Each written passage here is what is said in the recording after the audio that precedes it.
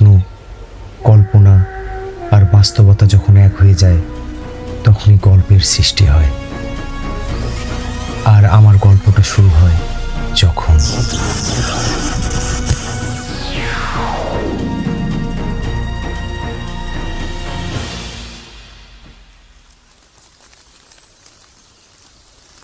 মেহেদি, আমি আজকে রাতে ক্যাম্পাসে আসতে যাচ্ছিলাম, তুই কি আসবি? হ্যাঁ, আসতেছি। এই জন্যই বলি বেস্ট রুমমেট ফরএভার। সেই রাতে আমি ক্যাম্পাসের উদ্দেশ্যে রওনা করি। মধ্যরাতে বাস না পেলে একটা ট্রাকে করে আমি ক্যাম্পাসের সামনে এসে নামি। আর যখন ক্যাম্পাসের সামনে আসি তখন ছিল রাত 3:15।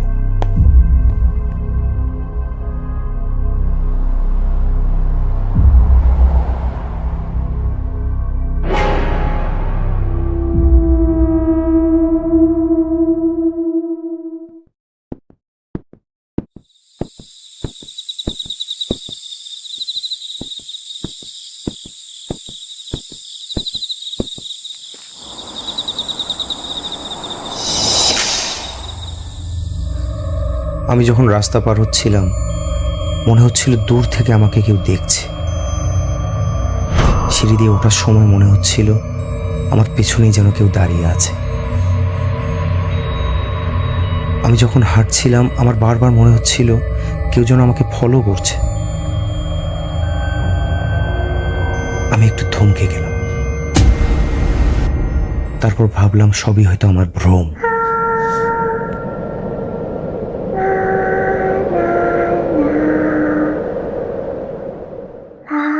তারপর ক্যাম্পাসে ঢুকেই একটা রিক্সা পেয়ে যাব এটা আমার কল্পনাতেও ছিল না। এই মামা, যাবে নাকি? হ মামা, যেইনে যাইবেন চলেন। ঠিক আছে, চলো।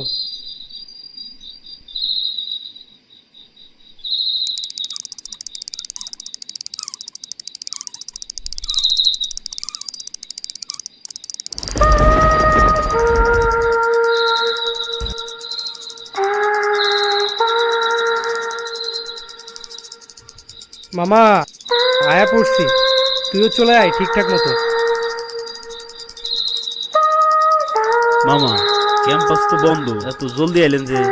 মামা, পরীক্ষার যা চাপ, আয়া পড়লাম। একলা একলা হলে ডরাইবেন না? রুমমেট আসতেছে একটু পরেই। মধ্যরাতে আমি, ক্যাম্পাস আর রিক্সা, মনে হচ্ছিল অন্ধকারে হারিয়ে যাচ্ছে। তাইলে খাওয়ানোর ব্যবস্থা কি?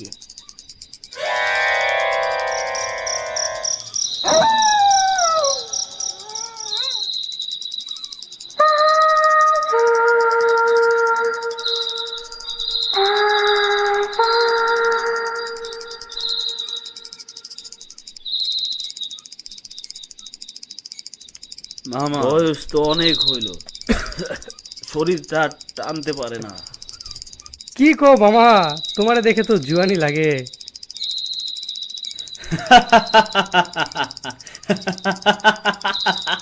মামা, ক্যাম্পাসে কয়দিন ধরে আছেন? এই তো মামা, প্রায় 5 বছর। কি মামা, দাঁড়াইলে কেন? তুমি তো আমারে দেহ নাই মামা, লাস্টটা এই নেই পড়েছিল। সেই 70 সাল থেকে ক্যাম্পাসে আছি, কেউ দাফন করেন নাই। কি অদ্ভুত পরিবর্তন! তার হাতের বড় বড় নখ, উল্টা দিকের পা, হঠাৎ বয়স বেড়ে যাওয়া। আমি দৌড়ে পালাই। আর যখন চোখ খুলি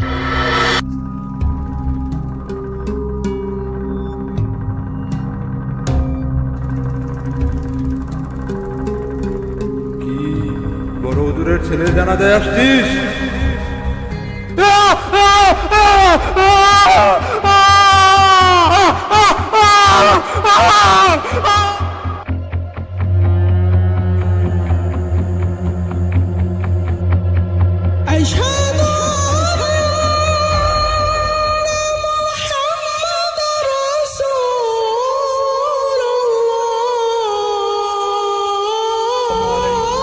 রহমতুল্লাহ। হুজুর,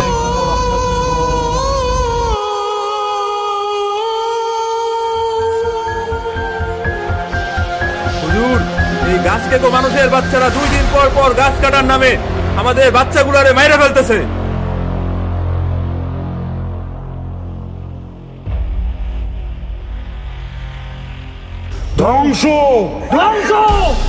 গাছের প্রাণ আছে শুনেছিলাম, কিন্তু সেই রাতে আমি জানলাম গাছেরও জানাজা হয়।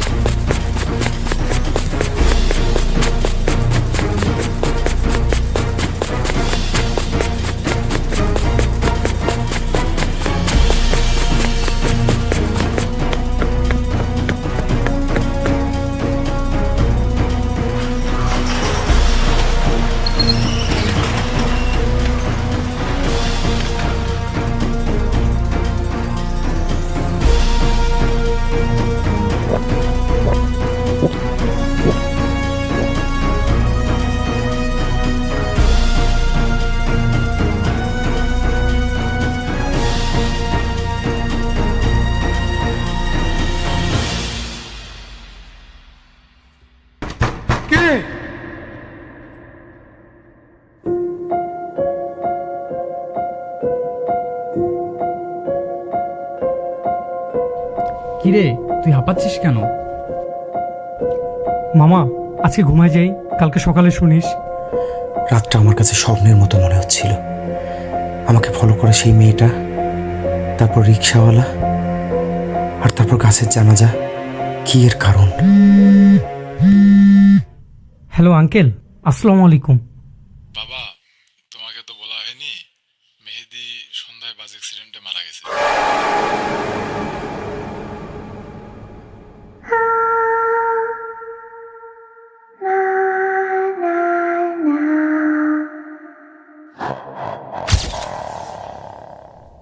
মামা চল, তুই না বলতি বেস্ট রুমমেট ফরএভার।